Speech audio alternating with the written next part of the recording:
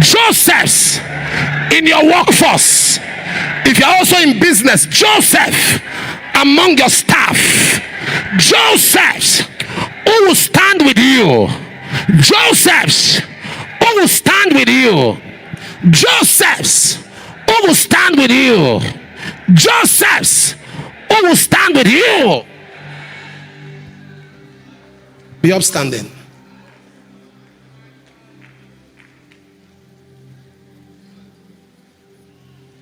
A man can have an anointed head and a tired hand.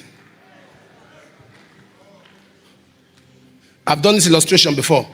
When they held up the hand of Moses, Dr. Chidi, those who were holding his hand were close to his armpit. They were close to his armpit. If they focus on the ooze coming from his armpit, his hand will go down. The weakness you know about a man is because he gave you access. If you didn't have access, you will not see that weakness. It's a privilege. So as you know that weakness, your duty is to stand and cover him. We don't cover evil. Dr. Lukoya said something to me one time. Great man of God. Dr. Lukoya, Daniel Lukoya, great man.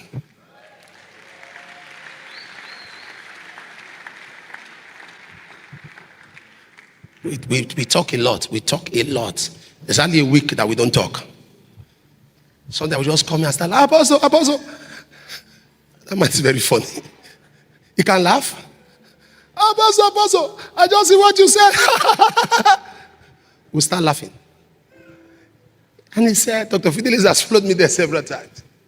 He said, the only reason why we fight when the church is being attacked is because of the faith of the younger ones. He said, that is the truth. He said, not all these ones whose hearts. And I'm serious about it. I'm serious about it. The rules are there in ministry. As a worker, know when to stand up. Know when to speak up. Know when to shut up. Stand up, speak up, shut up.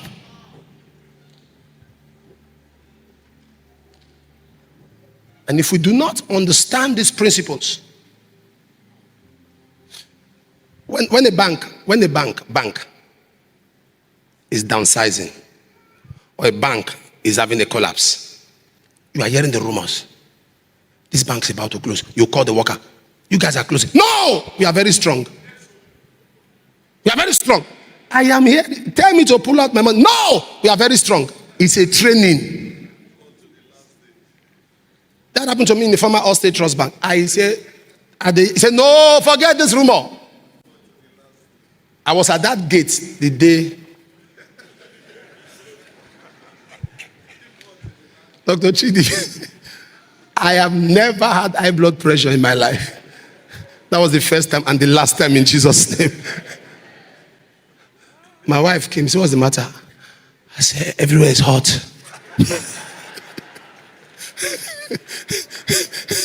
She said, what? I said, hold me. He said, what's the matter? I said, cold. You say hot, you say cold. Which one?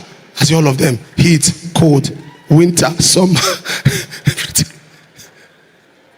Every dime gone. And you hear them saying that they compensated. 15,000 is what they gave me. 15,000. I lost millions, 15,000. Why did I bring out an analogy?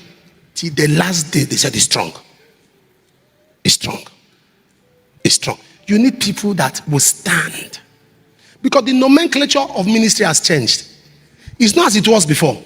In those days we were doing crusade. We go out. But today somebody join you social media, say I'll be in so place, and the place is packed out. And to make it get more crowd, they'll get one or two popular gospel singers who has good following. The place is packed out. A few of us are not permitted. We want to do it. I took a gospel singer to the UK. When I got there, I was praying. The Lord said, who sent you? I said, He said, this is not your ministry. Your ministry is old-time apostolic ministry. I didn't send to gather people by gospel artists. Carry your own children who can sing. Let them go with you. Then if you want to host all of these people, do a concert and bring them. I mean, there are exceptions. Someone like Chris Morgan can come here anytime because he officially submits to me as his father. So he can come here anytime. He doesn't need invitation. Chris Morgan does not need invitation here at all. He can just walk into my house and just, because he has come to me to say, I've looked around, I submit to you as my father. The wife submits also. That's a different situation. But there are ministers who do that. Everywhere they go, they carry God. It's not wrong. It's not wrong. It's not wrong. But there are people that have a pattern revealed to them on the mountain. I tried it, and the Lord said, no, that's not what I'm calling you to do. Gather them yourself, not under anybody's oil. And it's very, very important. Very important. And I want us to take a prayer today. Jonah, Judas, leave my boat.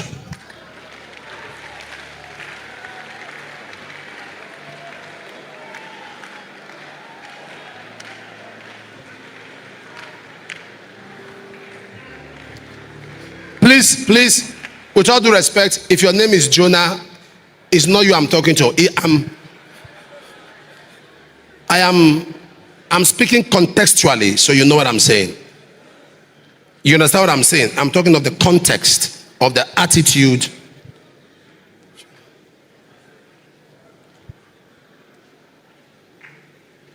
And I want you to pray that prayer. You know, other people, you see ministries collapsing and crashing. If I open my mouth and tell you, a great man of God that was one of those men that was doing crusades in Lagos, then Success Crusades. Those of you that remember. Who messed him up? It was his pastors. Just conspired. Now you see such a thing. You say, it can't happen to me. Burial rice is sweet until it's organized in your family. Burial rice is very sweet until it's cooked in your own family house.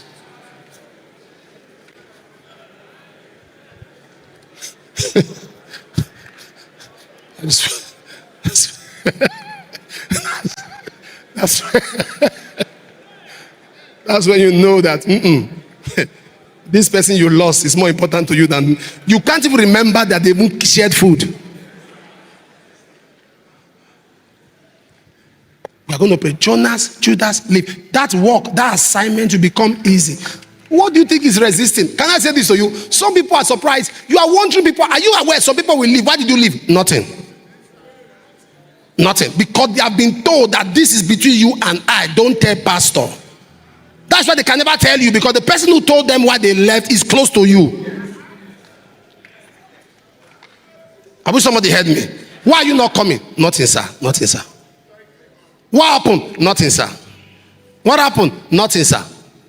Because the person says, if you tell him, it's up to you. He doesn't love you. He did this to you. He did that to you. He says that all the what you are giving. And that is why when you have a treasurer or a financial secretary that is not a giver, change them. Because if we tell others, I say, do you see that I give? I don't give because I know the way the money is going. If I give you access to the purse, you must be a giver. Because it's a risk. You see, you have to be smart. Whatever I'm talking to is I've experienced things. So if I'm telling you, it's because of the things I have seen. I've tried to teach some of us, but I don't know what to do again. I've tried. You are doing ordination, you carry one person that has no job, you ordain him as deacon. Where? The deacons in the Bible, were they jobless? Nobody who doesn't have anything doing should be an ordained minister. Because if they have not proven their secular job, they will mess up your assignment.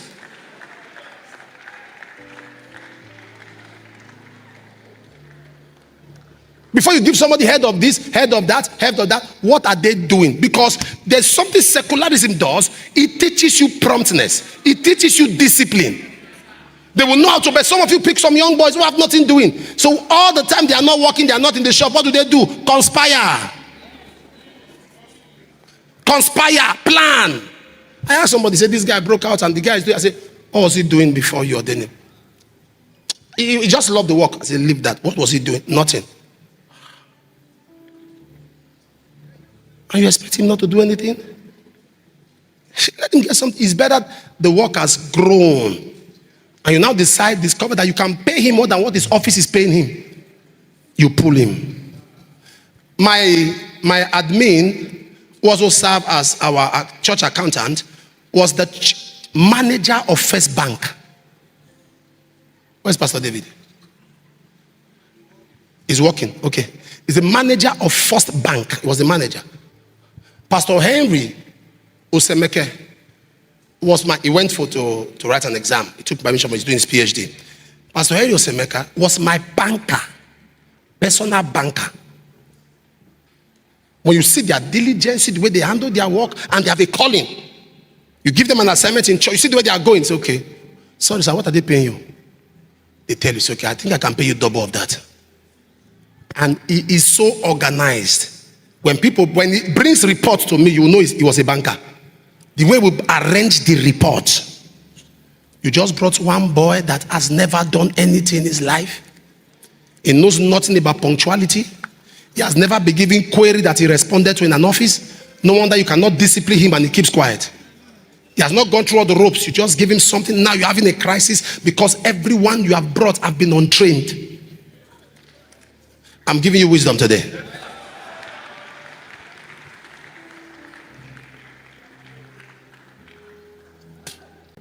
The ROCCG will tell you, if you have capacity, open a church.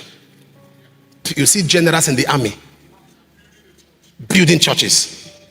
That's their strength. You see everywhere generals building churches. This one doing this one doing that, this one. You must have capacity. Yes. So you are going to pray, Jonas, Judas, leave my boat. Jonas, Judas, leave my boat. Jonas, Judas, leave my boat. Anyone that will cause you pain, may the Lord take them far from you. Anyone that is an agent of the enemy, anyone that has been planted to ridicule the work, may the Lord take them far. May the Lord take them far. May the Lord take them far. Open your mouth and begin to pray.